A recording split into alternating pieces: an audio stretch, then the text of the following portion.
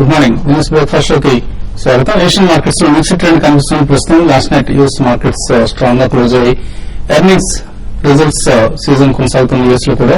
So earnings reports positive గా రావడంతో last night US markets strong గా క్లోజ్ అయ్యాయి. అయితే హ్యాంగ్సెంగ్ లాంటి ఇండిసెస్ ఏషియన్ మార్కెట్స్ లో మాత్రం ఈ ఉదయం నెగిటివ్ గా ట్రేడ్ అవుతున్నాయి. అండ్ ఎస్టెక్స్ నిఫ్టీ కూడా స్వల్ప నష్టంతో కనిపిస్తుంది. మేబీ ఒక ట్రేడింగ్ ఇవాటి ట్రేడింగ్ ఫ్లాట్ గా ఓపెన్ అయ్యే అవకాశాలు ఎక్కువగా కనిపిస్తున్నాయి. సో రికార్డ్ హైస్ దగ్గర క్లోజ్ అయిన మన మార్కెట్స్ వోల్టాలిటీ ఇండెక్స్ మాత్రం 52 వీక్ హై దగ్గర కనిపిస్తుంది.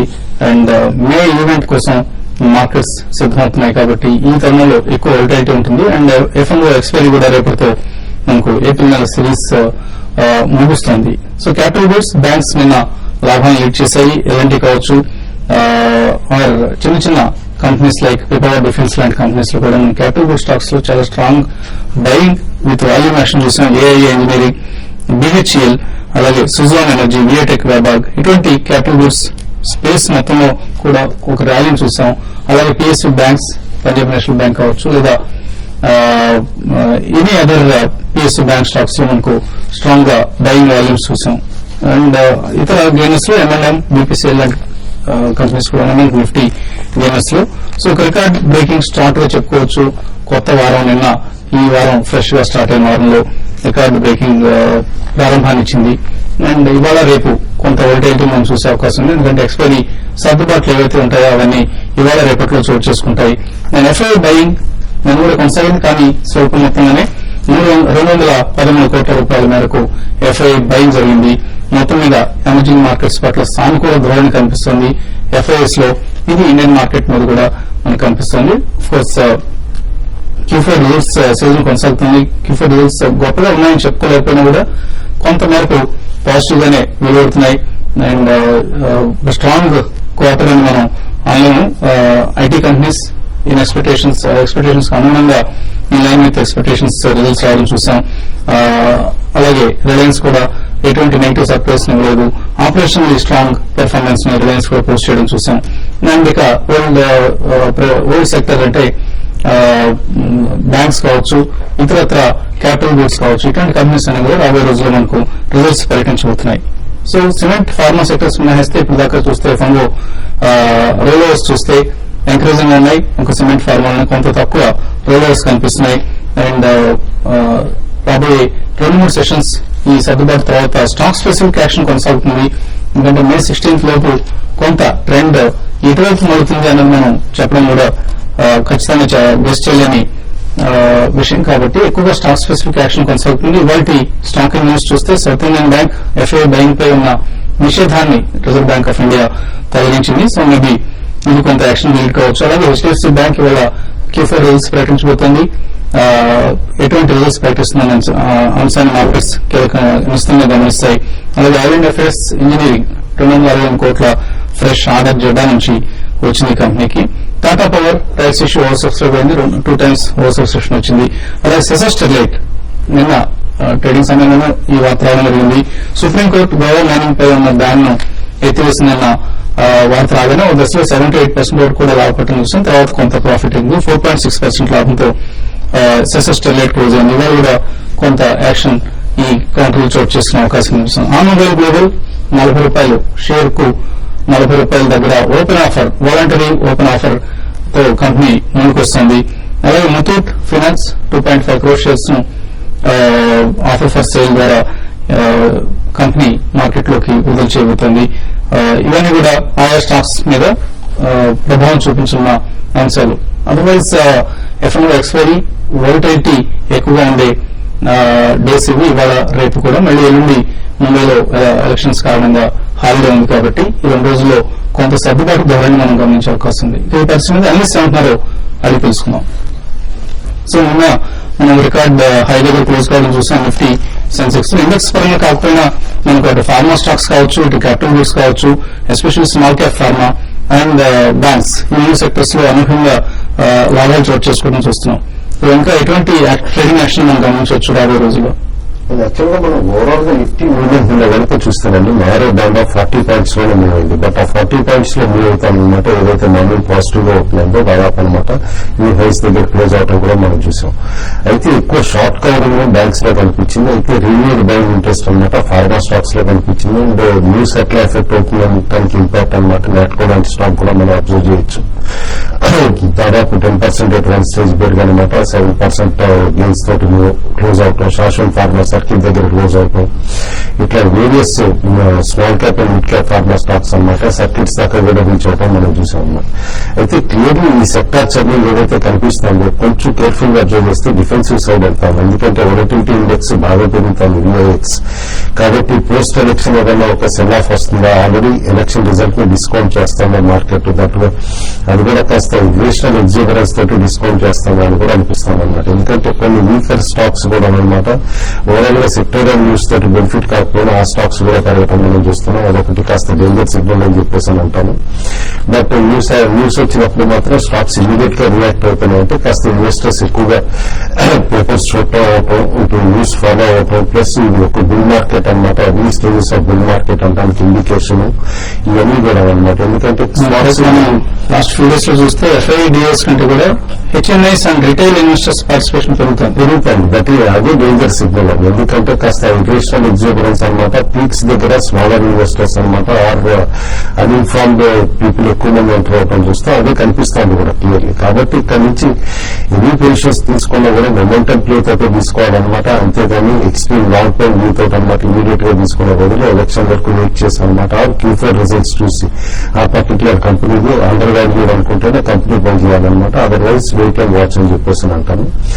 కొంచెం డేంజర్ సిగ్నల్స్ ఇక్కడ కనిపిస్తున్నాయి. మేబీ ఈ మొమెంటం లో 68-75 వరకు నిఫ్టీ ఎదుగా కూడా సర్ప్రైజ్ కాకూడదు. బట్ క్లోజర్ టు 68-75 వచ్చినప్పుడు అట్లీస్ట్ 50% ప్రాఫిట్స్ బుక్ చేసుకోమని చెప్పేసి అడ్వైజ్ ఇస్తాను. ఫార్మా స్టాక్స్ అండ్ ఎఫ్ఎంసీజీ కూడా కాస్త బెటర్ అవ్వచ్చు. ఎందుకంటే ఇన్ఫ్లేషన్ టైమ్స్ అప్పుడు ఎఫ్ఎంసీజీ పర్ఫార్మ్ చేయడం చూసాం లాస్ట్ 3 years లో అనమాట. ఈ లాస్ట్ 1 year నుంచి ఫ్లేవర్ లో లేకపోయినా కూడా కాబట్టి ఎఫ్ఎంసీజీలో ఉండమంటాను. ప్లస్ క్యాపిటల్ గుడ్స్ లో ఏదైతే ఉండమంటామో అది కూడా కంటిన్యూ అవుతుంది. కాబట్టి ఎల్ఎన్టీ స్టాక్స్ లో కూడా బయింగ్ గా ఉండమంటాను. Trading stop loss for short term positions మాత్రం 67-80 చాలా స్ట్రిక్ట్ గా పెట్టుకోండి అని చెప్పేసి నిఫ్టీలో అడ్వైజ్ ఇస్తాం. So HNIs retail investors market లో దూకుడుగా వస్తున్న సమయం ఇది. అండ్ చాలా మిడ్ అండ్ స్మాల్ క్యాప్స్ లో రోజు అప్పర్ సర్క్యూట్ కూడా చూస్తున్నాం. సో ఎటువంటి ట్రేడింగ్ యాక్షన్ రాబోయే రోజుల్లో ఇంకో గమనించే అవకాశం ఉంది. ట్రేడర్స్ ఎటువంటి ప్రికాషన్స్ తీసుకోవాలి నష్టపోకుండా? షార్ట్ టర్మ్ ట్రేడర్స్ ఇన్వెస్టర్స్ ఈ లెవెల్లో కొంచెం అలర్ట్ ఉండాలి. ఎందుకంటే మనం చూసినప్పుడు లాస్ట్ 2 weeks గా మార్కెట్ 6,800 కన్సల్టేషన్ తర్వాత నేను ఫస్ట్ టైం ఒక అప్వర్డ్ బ్రేక్అవుట్ వచ్చింది. ఎప్పుడైనా ఒక మేజర్ బ్రేక్అవుట్ వచ్చినప్పుడు ఎప్పుడో ఒక టెక్నికల్ ఫీడ్బ్యాక్ రియాక్షన్ అనేది వస్తుంది. సో ఆ మైనర్ రివర్సల్ మైనర్ కరెక్షన్ అనేది ఇవాళ మార్కెట్ లో వచ్చే అవకాశం ఉంది. ఈ మైనర్ రియాక్షన్ లో మార్కెట్ ఖచ్చితంగా ఇంతకు మేజర్ సైకలాజికల్ సపోర్ట్ అయిన 6,800 స్థాయిని నిలదొక్కాలి. అంటే ఇవాళ రేపు వచ్చే కన్సల్టేషన్ లో మార్కెట్ 80% 6,800 పైన క్లోజ్ అవ్వాలి. క్లోజ్ అవుతూనే కరెంట్ అప్ ట్రెండ్ కొంచెం సురక్షితంగా ఉందని చెప్పచ్చు. లేకుండా ఒకవేళ 6,800 కింద కనుక క్లోజ్ అయిందంటే నిన్న వచ్చిన అప్వర్డ్ బ్రేక్అవుట్ వస్తే ఒక డౌన్వర్డ్ బ్రేక్అవుట్ వస్తుంది. ఇది ఒక రివర్సల్ సిగ్నల్ గా భావించవచ్చు షార్ట్ టర్మ్ కోసం. అప్పుడు నెక్స్ట్ టార్గెట్ 6,500 to 6,600 వరకు వచ్చే అవకాశం ఉంది. సో లాంగ్ ట్రేడర్స్ ఉంటే మనం చాలా కాన్షియస్ ఉండాలి. 6,750 కింద స్టిక్ జస్ట్ 50 పాయింట్స్ కింద స్టాప్ లాస్ పెట్టి లాంగ్ పొజిషన్స్ హోల్డ్ చేయొచ్చు. షార్ట్స్ మాత్రం ప్రస్తుతానికి అవాయిడ్ చేయడం మంచిది. ఎందుకంటే ఇక్కడ 10 to 20 రివర్సల్ అనేది రాలేదు. బట్ కానీ వాలటిలిటీ ఇండెక్స్ బాగా పెరిగింది కాబట్టి దానికి పీక్ లోనూ బాటమ్ లోనూ వాలటిలిటీ ఇండెక్స్ బాగా పెరిగినప్పుడు మార్కెట్ కొంచెం రివర్స్ అయ్యే అవకాశాలు ఎక్కువగా కనిపిస్తుంది. అలాగే బ్యాంక్ నిఫ్టీ చూస్తే కనుక కరెక్ట్గా 13,000 స్థాయి దగ్గర కొంచెం కాన్షియస్ గా కనిపిస్తుంది. అయితే major front line banking stocks axis కానీ ఐసీసీ కానీ ఫ్రంట్ లైన్ ఎల్పీఐ కానీ ఇవన్నీ కూడా లాంగ్ టర్మ్ డిస్టెన్స్ జరిగినాయి. సో అంటే ఇక్కడ ఒక మేజర్ కన్సల్టేషన్ వచ్చే అవకాశం ఉంది. సో మార్కెట్ పాజిటివ్ గా ఉన్న ఈ లెవెల్లో నా ఉద్దేశం బహుశా ఒక కపుల్ ఆఫ్ డేస్ లో ఒక మైనర్ కరెక్షన్ వచ్చే అవకాశం ఉంది. చాలా అలర్ట్ గా ఉంటుంది మంచిది. సో లాంగ్ పొజిషన్స్ ఫ్రెష్ గా తీసుకునే వాళ్ళు బట్టి వెయిట్ చేసిన మంచిది. ఎగ్జిట్ చేయడం మంచిది. So on the whole market ఈ 2 రోజులు కొంచెం కాన్షియస్ గా ఉంటుంది మంచిది. 6,800 క్లోజ్ అవుతుందా లేదని మనం చూడాలి. మ్యూచువల్ ఫండ్ మార్కెట్ లో ఈక్విటీ మార్కెట్స్ ఇంత ఎగ్జాబిలెంట్ గా ఉన్న సమయంలో పర్ఫార్మెన్స్ ఎలా ఉంది? డిఫరెంట్ స్కీమ్స్ పర్ఫార్మెన్స్ ఎన్ఎల్స్ ఏ విధంగా పెరుగుతున్నాయి? మేజర్ గా అయితే ప్రాఫిట్ బుకింగ్ అయిన లాస్ట్ వీక్ ఫిగర్స్ తీసుకోవాలి. అయితే ఎన్ఎంఎస్ ఎపిసోడ్ అవుతుందండి. ఎంఎన్సీ ఫండ్స్ ఉన్నాయి, FMCG ఫండ్స్ ఉన్నాయి, sectoral funds, banking funds, infrastructure funds. So sectoral funds లో చూస్తున్నట్టు మాత్రం high performance and all funds across equity కానివ్వండి, డెట్ కానివ్వండి, I think you have positive energies in the last 1 week 15 days. So ఈ తరుణంలో మీరు చూసుకున్నా కూడా I think mid and small cap ఏదైతే మనం డిస్కస్ చేస్తున్నారో I think most of the funds in mid and small cap funds have given positive returns. So కొంచెం conservative గా చూసుకున్నా కూడా I think I would suggest ICICI Pru Value Discovery Fund. I think this fund is really good for next at least 5 to 6 years or 7 years. So investors, if you look into I think next 5 to 7 years into mid and small cap, would look at I think this fund. అదే మాదిరి మనం ఇంతకుముందు చెప్పినట్లు IDFC premier equity fund, HDFC mid cap opportunities fund, Franklin smaller companies fund. So ఇవన్నీ I think 4 or 5 funds ఏవైతే ఉన్నాయో mid cap small cap లో ఈ ఫండ్స్ కన్సిడర్ చేయొచ్చు. But I would suggest at this point of time for next at least 5 years into ICICI Pru Value Fund, Discovery Fund అంటుంది. So ఎందుకంటే దీని combination of slightly at least Reliance industries కానీ, SBI కానీ, ICICI bank ఏదైతే మనం discuss చేస్తున్నామో good quality large cap companies ఈ పోర్ట్ఫోలియోలో ఉన్నాయి. మిడ్ క్యాప్ కూడా you have PI industries, Voltas, mind tree, తర్వాత అమర్ రాజా, ఇటువంటి క్వాలిటీ స్టాక్స్ ఏవైతే ఉన్నాయి పోర్ట్ఫోలియోలో ఉన్నాయి. So I think conservative but as in the next 5 to 6 years I think this would be outperforming some of our funds. So ఒక 15% of portfolio or 20% of portfolio next to 5 years that well scope you can look at investing into this fund. అంటే చూస్తున్నాను SICI Prudential లో export and other services ఇది 52% rate నుంచి last 1 year లో. అలాగే ICICI Prudential dynamic plan ఇది 32% rate నుంచి last 1 year లో. Pru Value has given 31% last 1 year. And top 100 fund ఇది 24% రేట్ వచ్చింది. So almost ICICI is very it is a market leader అంటే ఈ స్కీమ్స్ పర్ఫార్మెన్స్ మనకు ఎగ్జాంపుల్ చెప్పుకోవచ్చు. Yes, I think they have reorganized and last 2 to 3 years fund management style and I think their CIO Naren who is there, I think they have completely reorganized and focused on performance in the top quartile. I think that focus, if you look at I think recent developments ICICI has been adjusted one of the best performing fund in last on the equity side. HDFC participation on the and they have I think reached the top. Debt category looks like Templeton has been adjusted the best debt fund category fund. So schemes parallel చూసుకున్నప్పుడు I think we are looking at any funds we have discussed few episodes back. So specifically I think I'm focusing more on the ICICI Pru Value ఎందుకంటే mid cap small caps ఏదైతే investors అందరూ అడుగుతున్నారు ఎగ్జిబిరెన్స్ ఏదైతే వచ్చిందో I think in mid cap small cap stocks. So instead of looking at small penny stocks, look at quality stocks and look at a good quality fund.